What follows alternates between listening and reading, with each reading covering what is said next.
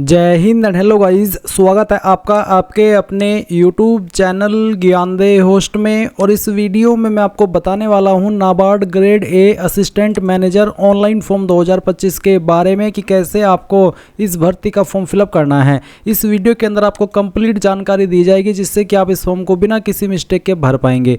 चलिए शुरू करते हैं। अगर आपने अभी तक वीडियो को लाइक शेयर नहीं किया हो तो कर दे और चैनल को सब्सक्राइब करके बेल आइकन ऑन कर लेना। फिर जो लिंक मैंने आपको इस वीडियो को डिस्क्रिप्शन में दिया है आप ओपन करेंगे, आपको जानने को मिलेगा कि भर्ती 91 पोस्ट पर निकाली है। फॉर्म आप लोग इसके 8 नवंबर से लेकर के 30 नवंबर 2025 तक भर पाएंगे। फीस की अगर बात करें तो जनरल ओबीसी के लिए आपकी यहाँ पर जो फीस रखी गई है वो आप एक बार नोटिफिकेशन से भी चेक कर लीजिएगा।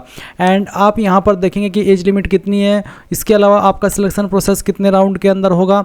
और अब आप इंपॉर्टेंट लिंक के सेक्शन से official notification for grade A इसके ऊपर क्लिक करके नोटिफिकेशन ओपन कर लेना, जहाँ पर आपको जो बाकी की इंपॉर्टेंट डेट्स है वो भी देखने को मिल जाएगी। आपकी किस कैटेगरी के अंदर कितनी वैकेंसी किस स्ट्रीम में निकाली गई है वो आप चेक कर लेंगे। अप्लाई करने के लिए एग्जैक्टली किस डिसिप्लिन पर क्या क्वालिफिकेशन चाहिए जो कि आपके 1 नवंबर 2025 तक कंप्लीट हो जानी चाहिए, उसकी जानकारी भी आपको यहाँ पर दी गई है।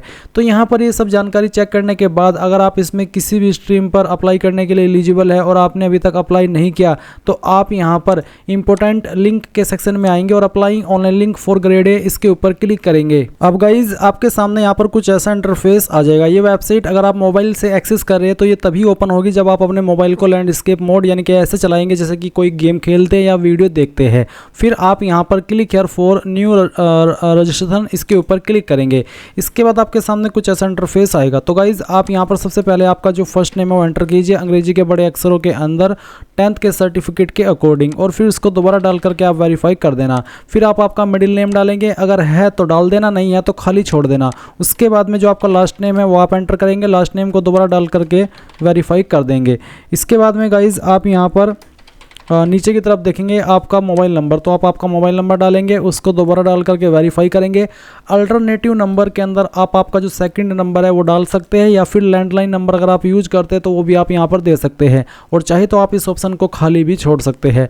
फिर आप ईमेल आईडी में जो भी आपकी ईमेल में @ से पहले आता है वो आप टाइप कर देंगे और डोमेन नेम्स के ऊपर क्लिक करके सेलेक्ट करेंगे कि आपका डोमेन इनमें से कौन सा है। जैसे कि मेरी ईमेल आईडी gmail.com पर है तो मैं यहाँ पर gmail.com सेलेक्ट करूँगा। आप भी आपके डोमेन को इस तरह से सिलेक्ट कर लेना। कंफर्म ईमेल आईडी के अंदर आप आपकी कंप्लीट ईमेल आईडी डाल देंगे, कोई डोमेन नेम सेलेक्ट करने की आवश्यकता नहीं है। फिर ये सिक्योरिटी कोड डालेंगे और उसके बाद सेव एंड नेक्स्ट के ऊपर क्लिक करेंगे। अब आप यहाँ पर देखेंगे कि जो आपका रजिस्ट्रेशन है वो हो चुका है और आपको रजिस्ट्रेशन नंबर एंड पासवर्ड की जानकारी आपके डिस्प्ले के ऊपर दिखाई देगी। सेम इन्फॉर्मेशन आपको मैसेज और ईमेल के माध्यम से भी सेंड कर दी गई है। इस सेक्शन के अंदर आप आपका लाइव फोटो, आपका जो फोन के अंदर है मोबाइल के अंदर फोटो अवेलेबल है वो अपलोड करेंगे, जिसका साइज 20 से 50 KB के बीच में, डायमेंशन 200 से लेकर के 230 पिक्सल के बीच में। मैं आपको बता दूं कि डायमेंशन अगर कम ज़्यादा भी रहेगा तो भी चल जाएगा, बट साइज 20 से 50 KB के बीच में रखना है, नहीं तो अपलोड नहीं हो पाएगा। बाकी के जो आप आगे चल करके इसमें चीज़ें अपलोड करेंगे उनके इंस्ट्रक्शंस भी आपको यहाँ पर दिए गए हैं। अब आप क्या करेंगे, ब्राउज के ऊपर क्लिक करेंगे और जहाँ पर आपकी फ़ोटो फाइल है वो सिलेक्ट करेंगे, इसको ओपन करेंगे, आपकी फाइल इस तरह से यहाँ पर आ जाएगी। अब आपको कैप्चर फोटो के ऊपर क्लिक करके आपका लाइव फोटो कैप्चर करना है। अगर आप फॉर्म मोबाइल से भर रहे हैं तो आप यहाँ पर क्लिक या टू स्कैन इसके ऊपर क्लिक करना, इस QR कोड को स्कैन कर लेना और फिर यहाँ पर लॉगिन हो जाने के बाद में आप अपने मोबाइल से भी आपका लाइव फोटो कैप्चर कर सकते हैं। तो कैप्चर फोटो के ऊपर क्लिक करने के बाद आपका कैमरा ऑन हो जाएगा। आप यहाँ पर कैप्चर के ऊपर क्लिक करके इसको कैप्चर करके सेव कर देना, आपका फोटो यहाँ पर इस तरह से आ जाएगा। फिर आप यहाँ पर नीचे की तरफ आएंगे और आपका जो सिग्नेचर है वो अपलोड करेंगे। सिग्नेचर का साइज़ 10 से 20 KB के बीच में रखना है। फाइल सेलेक्ट कीजिए, ओपन कीजिए, आपका सिग्नेचर यहाँ पर आएगा, फिर यहाँ पर टिक करना और नेक्स्ट के ऊपर क्लिक कर देना। अब आपके सामने बेसिक डिटेल आएगी फॉर्म की। तो सबसे पहले आपको पोस्ट के ऊपर क्लिक करके सिलेक्ट कर लेना कि आप इनमें से कौन सी पोस्ट पर अप्लाई करना चाहते हैं। RDBS, legal, protocol and security, जिस पर भी अप्लाई करना है वही सिलेक्ट कर लीजिए। फिर उसका जो डिसिप्लिन है वो आपको सिलेक्ट करना होगा। कास्ट कैटेगरी आपकी क्या है, general, EWS, OBC, SC ST जो भी है वो आप सिलेक्ट कर लीजिएगा। फिर गाइज आप देखेंगे कि क्या आप विकलांग और आपकी विकलांगता 40% या उससे ज़्यादा है, अगर है तो यस, नहीं तो आप नो कर दीजिए। अगर आप नहीं है तो आपके सामने ये ऑप्शन एक्टिव नहीं होंगे, अगर आप है तो आप यहाँ पर बाकी के ऑप्शन एक्टिव देखेंगे जिनका आंसर आपको यस नो में करना होगा। एक और सवाल है जो कि सभी के सामने एक्टिव रहेगा, जो कि are you a person with specified disability covered. Basically ये भी उनके लिए जो कि लिखने में असमर्थ है, उनको लिखने के लिए स्क्राइब चाहिए। अगर आप ऐसे कैंडिडेट तो यस करना, नहीं तो आप नो कर दीजिए। फिर नीचे की तरफ आप आएंगे तो देखेंगे यहाँ पर religion to which you belong, आपका रिलीजन कौन सा है, वो रिलीजन आप सेलेक्ट कर लें। फिर पूछा कि आप रिलीजियस माइनॉरिटी कम्युनिटी में आते हैं, यानी कि अल्पसंख्यक समुदाय में आते हैं, अगर हाँ तो यस, नहीं तो आप नो करेंगे। Do you have caste certificate, अगर आप SC ST OBC है तो क्या आपके पास कास्ट सर्टिफिकेट है तो यस, नहीं है तो नो करेंगे। अगर है तो यस करने के बाद में आप यहाँ पर नीचे देखेंगे do you have income asset certificate issued on और आफ्टर 1/4/2025, यानी कि क्या आपके पास जो आय प्रमाण पत्र होता है वो है और वो आपका 1 अप्रैल 2025 के बाद में इशू होना चाहिए। अगर आपके सामने ये ऑप्शन एक्टिव है तो आप यहाँ पर यस नो में आंसर करना कि मेरे पास है या फिर नहीं है। फिर पूछे कि क्या आपके पास OBC NCL सर्टिफिकेट है जो कि 1 अप्रैल 2025 के बाद का बना हुआ है, अगर है तो यस, नहीं तो आप यहाँ पर नो कर देंगे। फिर गाइज नीचे की तरफ आएंगे और एक और सवाल है कि क्या आप उस फैमिली से बिलोंग करते जो कि 1984 दंगे के अंदर मारे गए थे, अगर हाँ तो यस, नहीं तो यहाँ पर भी नो करना है। क्या आप एक नाबार्ड के एम्प्लॉई है, अगर है तो यस, नहीं तो यहाँ पर भी आपको नो करना होगा। कंसेंट टू आधार वेरिफिकेशन, तो आप इसमें यस कर देना कि मैं कंसेंट देना चाहता हूँ आधार वेरिफिकेशन के लिए, और फिर आपका आधार कार्ड का नंबर डालेंगे, पैन कार्ड का नंबर डाल देंगे। फेज फर्स्ट प्रीलिम एग्जाम, तो पहले तो आप यहाँ पर फेज फर्स्ट की जो प्रेफरेंस है स्टेट की वो देंगे, उसके बाद में यहाँ पर सेंटर ऑफ ऑनलाइन एग्जामिनेशन, उसके बाद आप यहाँ पर किस सिटी के अंदर एग्जाम सेंटर चाहते हैं वो आप सिलेक्ट कर लेंगे। सेम वे में आप यहाँ पर सेकंड प्रेफरेंस देंगे स्टेट की और फिर उसकी सिटी को भी सिलेक्ट कर लेंगे। आप चाहे तो सभी में एक ही स्टेट सेलेक्ट कर सकते हैं, बट जो सिटी है वो आपकी अलग अलग होनी चाहिए। उसके बाद आप यहाँ पर थर्ड प्रेफरेंस देंगे और फिर आपकी जो सिटी है उसको सिलेक्ट कर लेंगे। फेज 2 मेन एग्जाम, तो इसकी फर्स्ट प्रेफरेंस देंगे आप सिटी की, जो कि आप यहाँ पर इस तरह से देख सकते हैं, आपकी चॉइस के अकॉर्डिंग आपको इसको सिलेक्ट करना होगा। सेकंड प्रेफरेंस देनी है, थर्ड प्रेफरेंस आपको दे देनी है।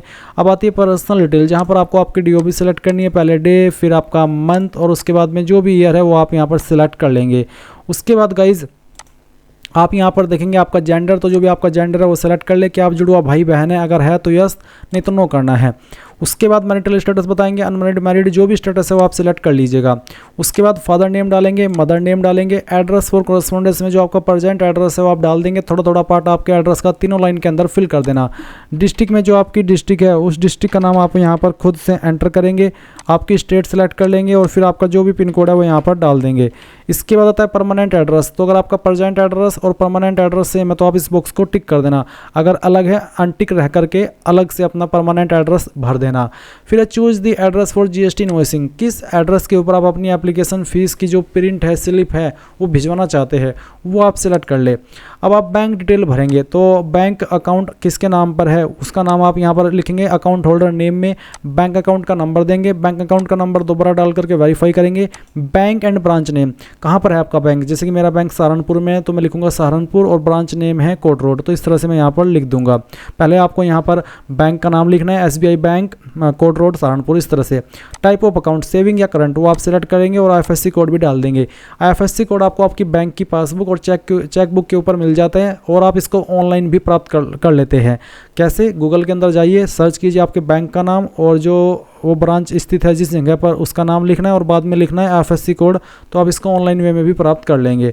अब आप नीचे की तरफ आएंगे और यहाँ पर गाइज आपको सेव एंड नेक्स्ट के ऊपर क्लिक करना है। अब आपके सामने क्वालिफिकेशन, एक्सपीरियंस और लैंग्वेजेस का सेक्शन आ चुका है, तो आप यहाँ पर आएंगे और आपकी क्वालिफिकेशन 1 नवंबर 2025 तक कंप्लीट हो जानी चाहिए। तो ग्रेजुएशन के सेक्शन में आपको बताना है कि आपका स्ट्रीम या सब्जेक्ट कौन सा है, अगर इनमें है तो सेलेक्ट कर लें, नहीं तो अदर्स के ऊपर क्लिक करके खुद से आपका डिग्री या फिर सब्जेक्ट या फिर स्ट्रीम यहाँ पर आपको लिख देना है। उसके बाद में गाइज आप यहाँ पर देखेंगे डेट ऑफ पासिंग, तो कैलेंडर के ऊपर क्लिक करेंगे और जिस साल के अंदर आपने आपकी जो ग्रेजुएशन है ये वाली वो पास की है वो आप सिलेक्ट कर लेंगे। फिर यहाँ से आपका मंथ और उसके बाद में डे, परसेंटेज और मार्क्स कितनी परसेंटेज थी वो यहाँ पर लिख देंगे। उसके बाद क्लास आपकी क्या थी वो सिलेक्ट कर लेंगे। जिनके 60+ परसेंटेज होते हैं वो फर्स्ट क्लास के अंदर आते हैं, जिनके 45 से लेकर के 59 के बीच में रहते हैं वो सेकंड क्लास, और जिनके 33 से लेकर के 45 परसेंटेज के बीच में रहते हैं वो पास क्लास में आते हैं। तो दिए गए इंस्ट्रक्शंस के अकॉर्डिंग आपको आपकी क्लास सेलेक्ट कर लेनी है। अब आती है पोस्ट ग्रेजुएशन डिग्री, तो अगर आपने पोस्ट ग्रेजुएशन भी की है तो आप सिलेक्ट कर ले आपका डिग्री सब्जेक्ट स्ट्रीम, फिर आपने किस साल के अंदर पास की है वो साल आप यहाँ पर इस तरह से डेट सहित सिलेक्ट कर लेंगे। फिर आपकी जो परसेंटेज थी वो यहाँ पर डाल देंगे पॉइंट के साथ में और आपकी क्लास सेलेक्ट कर लेंगे। अगर आपके पास PG डिप्लोमा है वो आप उसकी जानकारी भर सकते हैं, कोई प्रोफेशनल क्वालिफिकेशन है, कोई सर्टिफिकेट है या फिर कोई अन्य क्वालिफिकेशन। उसके बाद आता है एक्सपीरियंस का सेक्शन, जो कि 1/1/2025 तक ही होना चाहिए, उसके बाद का आपका योग्य या फिर माना नहीं जाएगा। तो आप यहाँ पर प्रेजेंटली वर्किंग में नो कर देना, या फिर अगर आप अभी करंटली काम कर रहे हैं तो यस कर दीजिए, बट अगर आप नहीं कर रहे करंटली काम तो नो कर देना। फिर नेम ऑफ द एम्प्लॉयर के अंदर आप उस कंपनी का नाम देंगे, उस बंदे का नाम जहाँ पर रह करके आपने काम किया है। डेजिग्नेशन के अंदर उस पोस्ट का नाम जिस पोस्ट पर रह करके काम किया है। फिर फ्रॉम में आप वो डेट सेलेक्ट करेंगे जब आपने जॉब ज्वाइन की थी, और टू के अंदर वो डेट सेलेक्ट करेंगे जब आपने जॉब छोड़ी थी। नेचर ऑफ ड्यूटीज़, किस तरह का काम आप करते थे, और रीजन ऑफ लिविंग, क्यों आपने जॉब छोड़ी, वो आप यहाँ पर बता देंगे थोड़ा शॉर्ट में। फिर do you wish to avail the benefit of pre recruitment training, यानी कि जो SC ST OBC विकलांग को प्री रिक्रूटमेंट ट्रेनिंग मिलती है, क्या वो आप लेना चाहते हैं? अगर हाँ तो यस, नहीं तो आप नो कर देंगे। लैंग्वेज नोन, कौन कौन सी आपको लैंग्वेज आती है वो लिखेंगे और बताएंगे कि मुझे पढ़नी आती है, लिखनी आती है और बोलनी आती है। उसके बाद में जो आपको सेकंड लैंग्वेज आती है वो भी आप यहाँ पर लिखेंगे, और उसका जो स्टेटस है वो भी आप इस तरह से बता देंगे। फिर कोई तीसरी लैंग्वेज भी आती है तो वो भी आप यहाँ पर लिख देंगे और बता देंगे कि मुझे पढ़नी, लिखनी और बोलनी आती है। इसके बाद आप सेव एंड नेक्स्ट के ऊपर क्लिक करेंगे। अब आपके सामने आपके फॉर्म का प्रीव्यू आएगा। जो भी जानकारी आपने भरी है वो सभी आप यहाँ पर देख सकते हैं, चेक कर सकते हैं। अगर आपको लगता है कि कोई जानकारी गलत हो गई है, कोई स्पेलिंग मिस्टेक हो गई है, तो बैक के ऊपर क्लिक करके आप वो जानकारी सही कर लेना। नहीं तो आप यहाँ पर डिक्लेरेशन के नीचे आई एग्री के ऊपर क्लिक करेंगे, कंप्लीट डिक्लेरेशन के ऊपर क्लिक करके यहाँ से ओके कर देंगे। अब आपको यहाँ पर डॉक्यूमेंट्स अपलोड करना है, जिसमें कि आपको लेफ्ट थंब इंप्रेशन अपलोड करना है, जिसका साइज 50 KB से कम होना चाहिए। तो चूज फाइल के ऊपर क्लिक करेंगे, और जहाँ पर भी आपका थंब इंप्रेशन है वो आपको सेलेक्ट करना है, ओपन करना है। इस तरह से थंब इंप्रेशन आएगा, फिर इसको ओके कर देना है। अब आपको हैंड रिटन डिक्लेरेशन भी अपलोड करना है। इसमें क्या लिखना है जान लीजिए। जो लिंक मैंने आपको इस वीडियो को डिस्क्रिप्शन में दिया है, आप ओपन करेंगे तो आपको यहाँ पर हैंड रिटन डिक्लेरेशन के नाम से एक हेडिंग मिलेगी। ये जो लाइन आपको यहाँ पर देखने को मिल रही है, ये लाइन आपको एक कोरे कागज़ के ऊपर लिखनी है, और नेम ऑफ द कैंडिडेट की जगह पर अपना नाम लिख देना है जो आपने फॉर्म के अंदर भरा है। फिर उस इमेज को स्कैन करके आपको यहाँ पर अपलोड करना होगा। इसका साइज आपको 100 KB से कम रखना है, उससे ज़्यादा होगा तो वो अपलोड नहीं हो पाएगा। फिर आप यहाँ पर फाइल सेलेक्ट करेंगे, ओके कर देंगे। इसके बाद I confirm that the hand written declaration and thumb impression uploaded above are valid, यानी कि जो मैंने अपलोड किया है हैंड रिटन डिक्लेरेशन और लेफ्ट थंब इंप्रेशन ये वैलिड है। उसके बाद I agree to connect to DigiLocker. अगर आप डिजिलॉकर से कनेक्ट करके अपनी डिटेल्स फैच कराना चाहते हैं, जैसे कि name, DOB, mobile number, gender, Aadhaar, तो आप यहाँ पर यस करेंगे, और उसके बाद में आपको यहाँ पर डिजिलॉकर की वेबसाइट के ऊपर सेंड किया जाएगा। वहाँ पर आपको लॉगिन करके डिटेल्स को अलाउ करना होगा, अपनी परमिशन देनी होगी, और उसके बाद में आप यहाँ पर सेव एंड नेक्स्ट के ऊपर क्लिक करेंगे। अगर आप यहाँ पर डिजिलॉकर को कनेक्ट नहीं करना चाहते, आपकी चॉइस है, तो आप नो कर देना, और उसके बाद में यहाँ पर ये जो कैप्चा कोड आपके सामने है वो डालना, और सेव एंड नेक्स्ट के ऊपर क्लिक करके यहाँ से ओके कर देना। अब आपके सामने इस तरह का इंटरफेस आएगा, आपको ये कैप्चा कोड डाल देना है। कैप्चा कोड डालने के बाद में आप यहाँ पर नीचे सबमिट करेंगे, और फिर आपको पेमेंट के पेज पर ट्रांसफ़र किया जाएगा। आप आपकी एप्लीकेशन फ़ीस इनमें से किसी भी माध्यम का इस्तेमाल करके जमा कर पाएंगे। मेरे सामने फ़ीस का अमाउंट ज़्यादा आ रहा है, इसका मतलब है कि फ़ीस बढ़ा दी गई है, मे भी टैक्स लिया जा रहा होगा आपसे। तो बस इस तरह से आप यहाँ पर जैसे पेमेंट कर देंगे, अपने फॉर्म का फाइनल प्रिंट आउट ले पाएंगे, और इस तरह से गाइज आप ये फॉर्म भर पाएंगे। आई होप ये प्रोसेस आपको पसंद आया होगा। So thanks for watching. जय हिंद।